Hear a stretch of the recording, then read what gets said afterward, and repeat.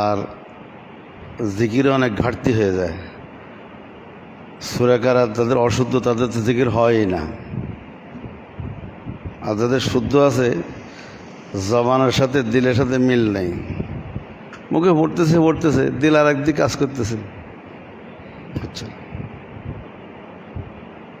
দিলের সাথে জবানের সাথে স্থির থাকতে হবে। যেমন আপনি যখন মোবাইলে কথা বলেন, তা আপনি কি অন্য মানুষকে থাকেন? যার সাথে কথা বলেন তার দিকে তো মনোযোগ থাকে। তো আমাদের এই সব কিছু আল্লাহর সাথে মোবাইল করে না। তা আল্লাহ তাআলা কয় যে, কী হলো, তুমি কথা বলতেছো আমার সাথে, তোমার মনোযোগ কোন দিকে?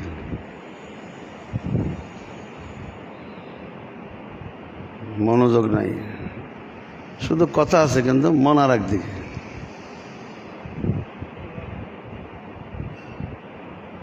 তো এটা কি আসলে উচিত হলো?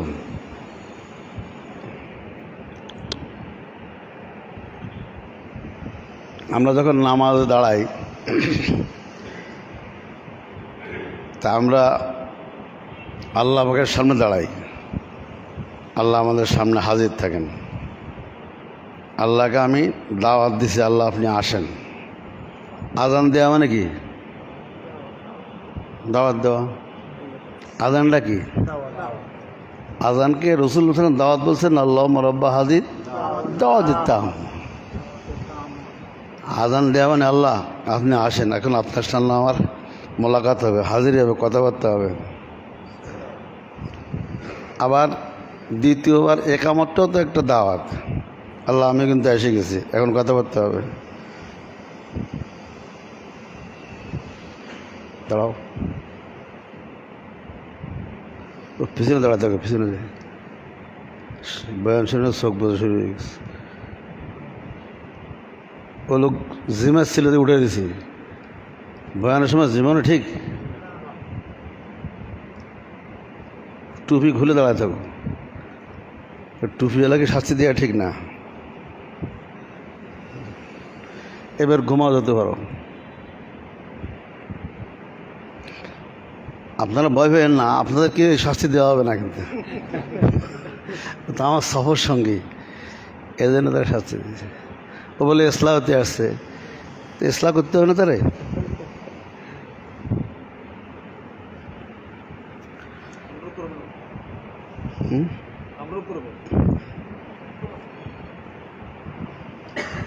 আমি 1997 সালে করাচি গেছি খানকায় সিল্লা দেওয়ার জন্য।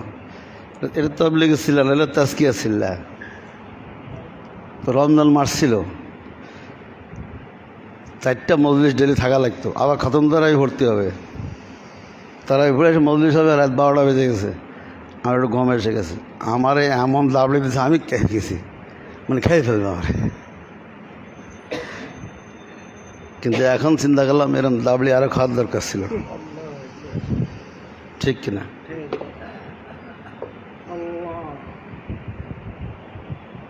কি বলতেছিলাম? আসেন, আপনার সাথে মোলাকাত হবে, সাক্ষাৎ হবে। আবার দ্বিতীয়বার বলতেছে, একামত দিচ্ছে, আবার ডাকছে, খোঁজখবর নিচ্ছে। এবার নামাজ দাঁড়াইছে, তা আল্লাহ হাজির, বন্দা নামাজ দাঁড়াইছে। প্রথম ভালোই ছিল, খুব মনোযোগ ছিল, মানে আল্লাহর বন্দা। আরবি তোকে আবদুল্লাহ, আর ওই ভাষা বলে কি ইসরাইল। তো ওনার থেকে লক্ষ লক্ষ নবী পয়দা হয়েছে, ইয়াকুব আলাইহিস সালাম থেকে। আল্লাহর কত প্যারা বন্দা। ইব্রাহিম আলাইহিস সালামের দোয়ার ফসল। ইব্রাহিম আলাইহিস সালাম কাবাগার বানায় দোয়া করেছিলেন, ওনার জরুরিয়াতের জন্য দোয়া করেছিলেন। ওনার 2 ছেলে, ইসহাক, ইসমাইল। তো ইসহাকের জন্য আল্লাহ তাআলা এমন কবুল করেছেন, ওনার বংশে লক্ষ লক্ষ নবী দিয়েছেন। ইসমাইলের বংশে একজন নবী দিয়েছেন, মুহাম্মদ রাসূলুল্লাহ। এখন কে জিতছে কে হারছে এবার বোঝেন। ইনি মাত্র কয়জন পাইছে, আর উনি লক্ষ লক্ষ হইল, লক্ষ লক্ষ নক্ষত্র আর একটা সূর্য। কি একটা কি সূর্য। তো বলার উদ্দেশ্য হলো, যেই নবীর খানদান থেকে লক্ষ লক্ষ নবী পয়দা হবে, ওই নবীর তাহাজ্জুদ নামাজ পড়তে উঠছে, সিজদাতে তাকায় রয়েছে, পাশে শিশু ইউসুফ শুয়ে রয়েছে, তো উনি নাক ডাকতেছে, উনি মাঝে মাঝে তাকাচ্ছে, মাঝে মাঝে নামাজের অত অবস্থা তাকাচ্ছে, একবার তাকাইছে, দুইবার তাকাইছে, তিনবার তাকাইছে, বাস ধরা খেয়ে গেছে। আল্লাহ পাক বলেন, ফেরেশতারা সাক্ষী থাকো যে আমাকে দাওয়াত দিয়ে নামাজে দাঁড়ায় ছেলে যতই ভালো হোক, যত আদরের হোক, তার দিক তাকালো কেন? আমি এর পরীক্ষা নেব, পরীক্ষা। এই সুবিশাল ঘটনা ঘটে গেছে। সূরা ইউসুফ কত বড় সূরা, কত ঘটনা ঘটে গেছে। এই ঘটনার সূচনা কি?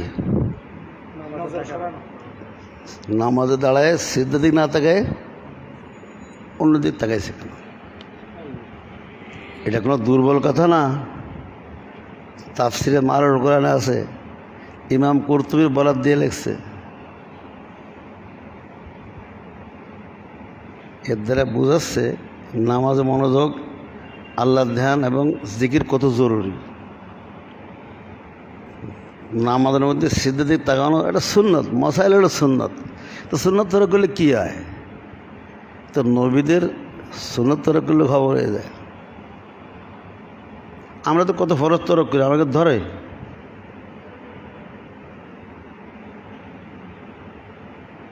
দোস্ত,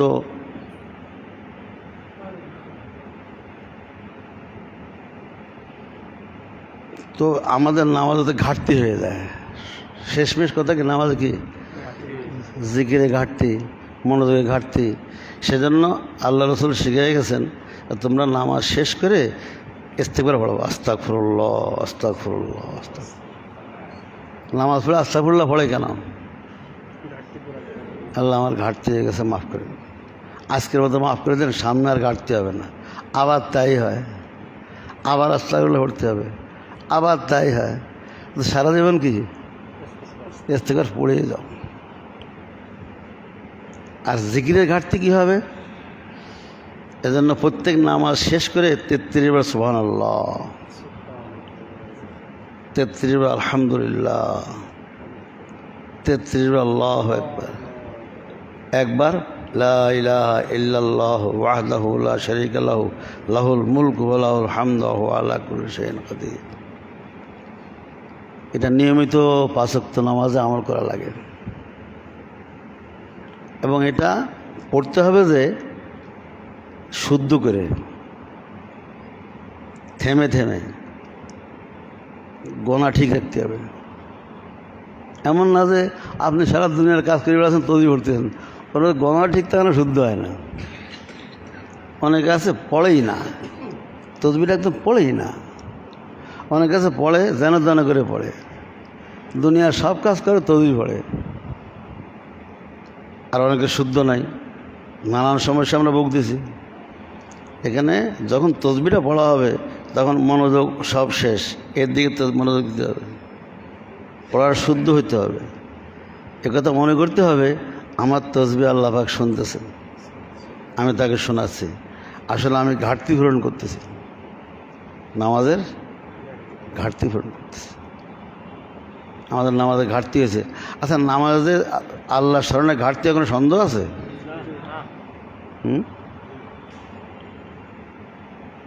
যেন রাসূলুল্লাহ সাল্লাল্লাহু আলাইহি ওয়াসাল্লাম উম্মতকে শিখিয়েছেন, তোমরা নামাজ শেষ করেই মনে করো শেষ হয়ে গেছে, নামাজ শেষ করার পরেও ইস্তিগফার করবা, তসবিহ পড়বা।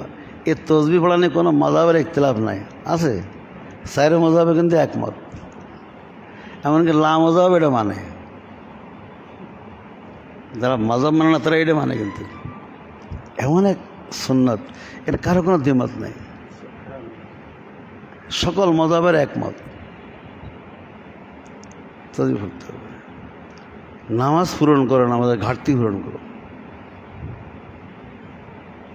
নামাজ যদি ঘাটতি থাকলো তো দিনই তো অসম্পূর্ণ থাকলো। তো দিন অসম্পূর্ণ থাকলে দিন দিন দিন করে লাভ কি? আর দিন পূরণ করো। এমনকি প্রত্যেক নামাজের পরেই বা আগে কিছু না কিছু সুন্নত কেন দিয়েছে? ঘাটতি পূরণের জন্য। আমরা ফজাইলে পড়ছি না যে আল্লাহ তাআলা এই উম্মতের উপরে দয়া করছেন নবীর খাতিরে যে ফরজের ঘাটতি নফল দিয়ে করবে। ফরজের ঘাটতি এরম শুনছেন না আপনারা? আচ্ছা, কোনোদিন হয় এটা? ফরজের ঘাটতি নফল দিয়ে এটা হয়? আল্লাহ করবেন কেন? এটা আমাদের নবীর মজেজা, আল্লাহর রহমত। নতুবা নফল আর ফরজ কোনো এক হয় না।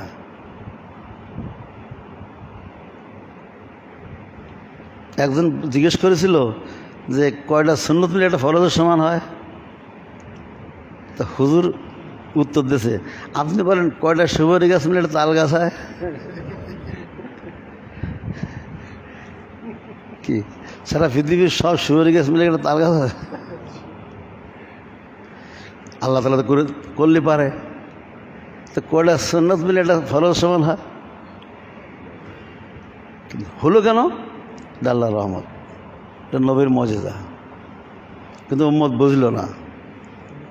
এজন্য কোনোদিন একথা বলতে নাই যে আপনারা নফল নিয়ত করবেন না। নফল পড়েন, কমসে কম 4 রাকাত পড়েন, তসবিহ তাহলিল পড়েন। তসবিহ কোনোদিন বন্ধ করতে নাই, কারণ আমাদের সমস্ত মেহনত হলে এগুলো চিন্তা করার জন্য, বুঝলেন নি? আমাদের বয়ান কী জন্য? জিকির জিন্দা হবে, নামাজ জিন্দা হবে, নামাজের ঘাটতি পূরণ হবে। আমাদের বয়ানের কারণে যদি আবার ঘাটতি করি তাহলে তার কী হলো? এমনিও ঘাটতি, আরও ঘাটতি করলাম। কথাটা বোঝার জন্য বলতেছি। কিন্তু আমাদের বুজুর্গদের রাগ হন, তুমি নফল পড়তে নিষেধ করলে কেন?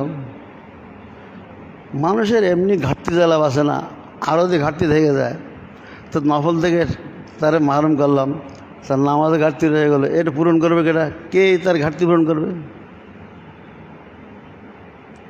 প্রত্যেক নামাজের আগে বা পরে সুন্নাত আছে।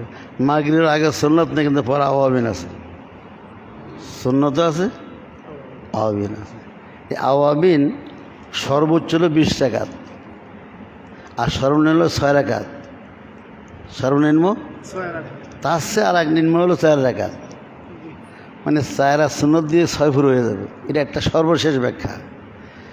সুন্নত 2 রাকাত আর 4 রাকাত, কত হলো? 6 রাকাত।